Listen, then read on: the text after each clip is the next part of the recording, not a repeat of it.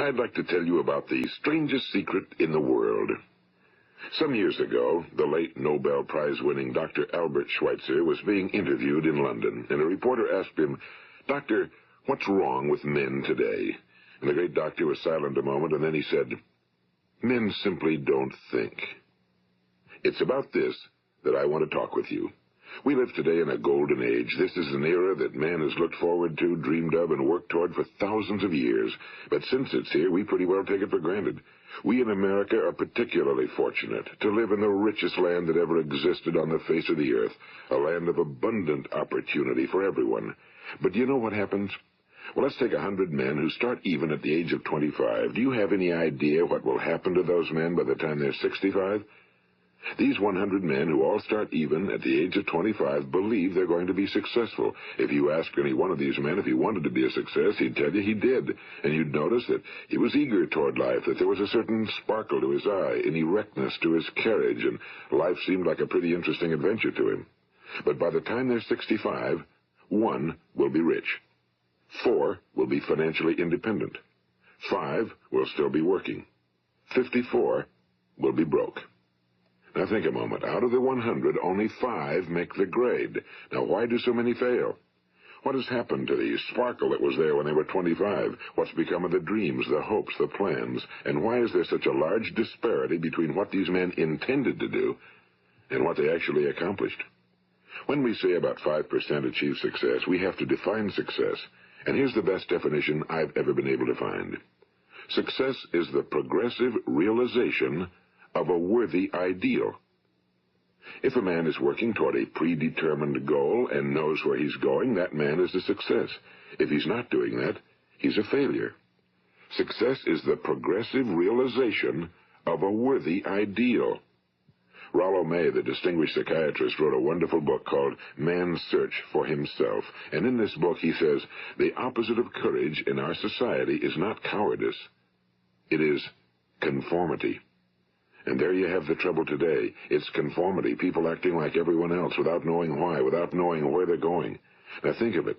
In America right now, there are over 18 million people 65 years of age and older. And most of them are broke. They're dependent on someone else for life's necessities. Now, we learn to read by the time we're 7. We learn to make a living by the time we're 25. Usually by that time, we're not only making a living, we're supporting a family. And yet by the time we're 65, we haven't learned how to become financially independent in the richest land that has ever been known. Why? We conform. And the trouble is that we're acting like the wrong percentage group, the 95 who don't succeed. Now, why do these people conform? Well, they really don't know. These people believe that their lives are shaped by circumstances, by things that happen to them, by exterior forces. They're outer-directed people. A survey was made one time that covered a lot of men, working men, and these men were asked, why do you work? Why do you get up in the morning? 19 out of 20 had no idea. If you ask them, they'll say, well, everyone goes to work in the morning, and that's the reason they do it, because everyone else is doing it. Now let's get back to our definition of success. Who succeeds? The only person who succeeds is the person who is progressively realizing a worthy ideal. He's the person who says, I'm going to become this, and then begins to work toward that goal. I'll tell you who the successful people are. A success is the school teacher who's teaching school because that's what he or she wants to do. The success is the woman who's a wife and mother because she wanted to become a wife and mother and is doing a good job of it. The success is the man who runs the corner gas station because that was his dream. That's what he wanted to do. The success is the successful salesman who wants to become a top-notch salesman and grow and build with his organization. A success is anyone who is doing deliberately a predetermined job because that's what he decided to do deliberately. But only 1 out of 20 does that. That's why today there isn't really any competition unless we make it for ourselves. Instead of competing, all we have to do is create. You know, for 20 years, I looked for the key which would determine what would happen to a human being. Was there a key I wanted to know which would make the future a promise that we could foretell to a large extent? Was there a key that would guarantee a person's becoming successful if he only knew about it and knew how to use it? Well, there is such a key, and I've found it. Have you ever wondered why so many men work so hard and honestly without ever achieving anything in particular, and others don't seem to work hard and yet seem to get everything? They seem to have the magic touch. You've heard them say that about someone. Everything he touches turns to gold. And have you ever noticed that a man who becomes successful tends to continue to become successful? And on the other hand, have you noticed how a man who's a failure tends to continue to fail? Well, it's because of goals. Some of us have goals, some don't. People with goals succeed because they know where they're going. It's that simple. Think of a ship leaving a harbor, and think of it with the complete voyage mapped out and planned. The captain and crew know exactly where it's going and how long it'll take. It has a definite goal. Now, 9,999 times out of 10,000, it will get to where it started out to get. Now, let's take another ship, just like the first, only let's not put a crew on it or a captain at the helm. Let's give it no aiming point, no goal, no destination. We just start the engines and let it go. I think you'll agree with me that if it gets out of the harbor at all, it will either sink or wind up on some deserted beach, a derelict.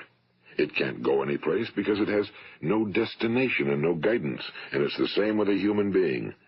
Now let's get back to the strangest secret in the world, the story that I wanted to tell you today. Why do men with goals succeed in life and men without them fail? Well, let me tell you something which, if you really understand it, will alter your life immediately. If you understand completely what I'm going to tell you from this moment on, your life will never be the same again. You will suddenly find that good luck just seems to be attracted to you. The things you want just seem to fall in line, and from now on you won't have the problems, the worries, the gnawing lump of anxiety that perhaps you've experienced before. Doubt, fear, well, they'll be things of the past. Here's the key to success and the key to failure. We become what we think about. Now, let me say that again. We become what we think about. Throughout all history, the great wise men and teachers, philosophers and prophets have disagreed with one another on many different things. It's only on this one point that they are in complete and unanimous agreement. Listen to what Marcus Aurelius, the great Roman emperor, said. A man's life is what his thoughts make of it. Disraeli said this.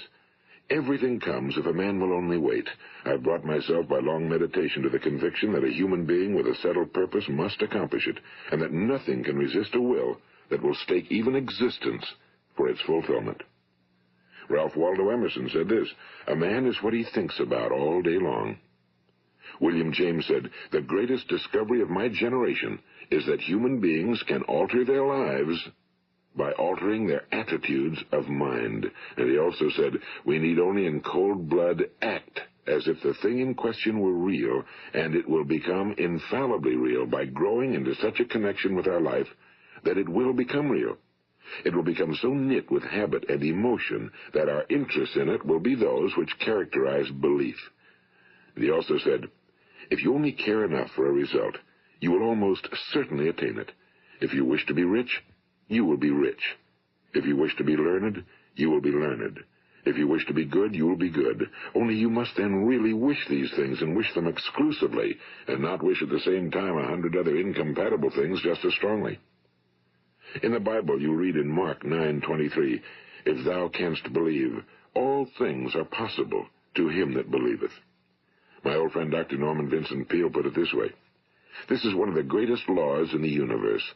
Fervently do I wish I had discovered it as a very young man. It dawned upon me much later in life, and I found it to be one of the greatest, if not my greatest discovery outside of my relationship to God. The great law, briefly and simply stated, is that if you think in negative terms, you will get negative results.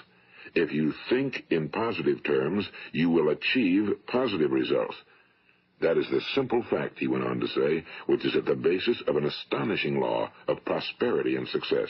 In 3 words, believe and succeed. William Shakespeare put it this way, our doubts are traitors and make us lose the good we oft might win by fearing to attempt. George Bernard Shaw said, people are always blaming their circumstances for what they are. I don't believe in circumstances. The people who get on in this world are the people who get up and look for the circumstances they want, and if they can't find them, make them. Well, that's pretty apparent, isn't it? And every person who discovered this for a while believed that he was the first one to work it out. We become what we think about. Now, it stands to reason that a person who's thinking about a concrete and worthwhile goal is going to reach it, because that's what he's thinking about, and we become what we think about. Conversely, the man who has no goal, who doesn't know where he's going, and whose thoughts must therefore be thoughts of confusion and anxiety and fear and worry, becomes what he thinks about. His life becomes one of frustration and fear and anxiety and worry. And if he thinks about nothing, he becomes nothing. Now, how does it work? Why do we become what we think about? Well, I'll tell you how it works as far as we know. Now, to do this, I want to tell you about a situation that parallels the human mind. Suppose a farmer has some land, and it's good fertile land. Now, the land gives the farmer a choice.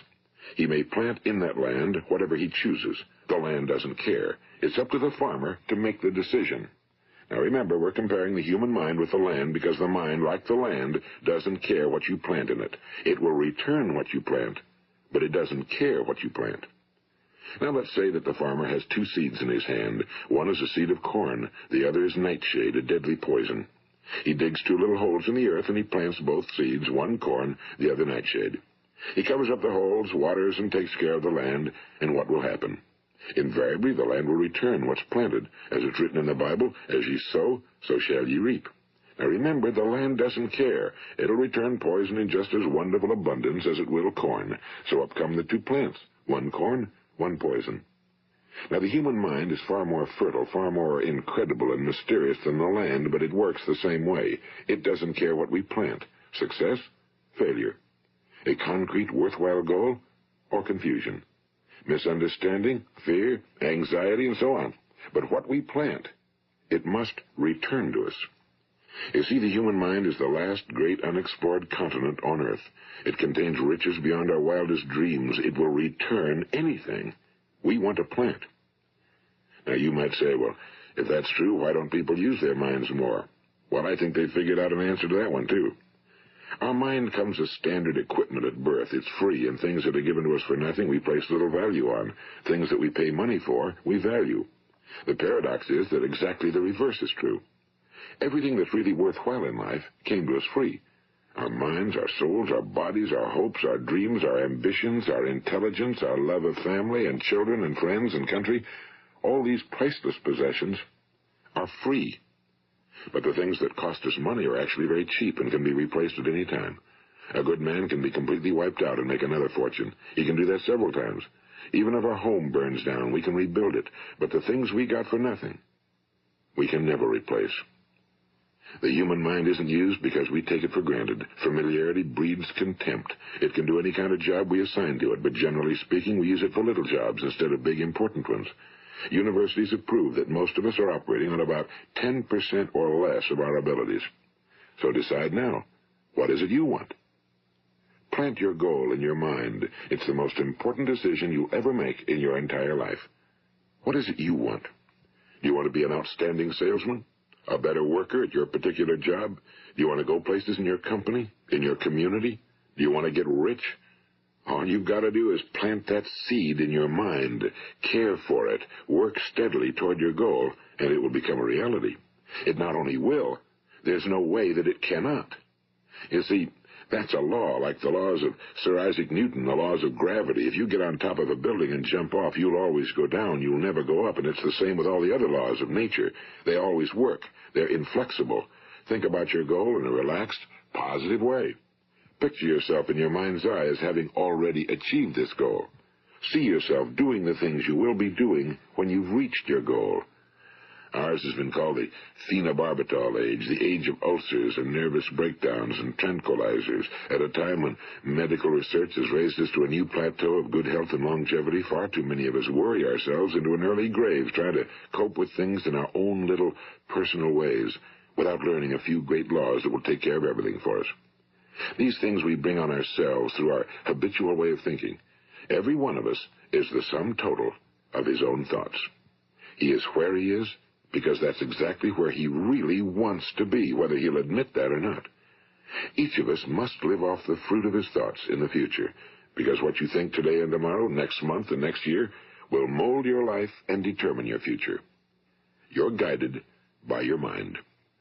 I remember one time I was driving through eastern Arizona, and I saw one of those giant earth-moving machines roaring along the road at about 35 miles an hour with what looked like 30 tons of dirt in it. A tremendous, incredible machine, and there was a little man perched way up on top with the wheel in his hands guiding it. And as I drove along, I was struck by the similarity of that machine to the human mind. Just suppose you're sitting at the controls of such a vast source of energy. Are you going to sit back and fold your arms and let it run itself into a ditch? Or are you going to keep both hands firmly on the wheel and control and direct this power to a specific, worthwhile purpose? It's up to you. You're in the driver's seat. You see, the very law that gives us success is a two-edged sword. We must control our thinking. The same rule that can lead a man to a life of success, wealth, happiness, and all the things he ever dreamed of for himself and his family. That very same law can lead him into the gutter. It's all in how he uses it, for good or for bad. This is the strangest secret in the world.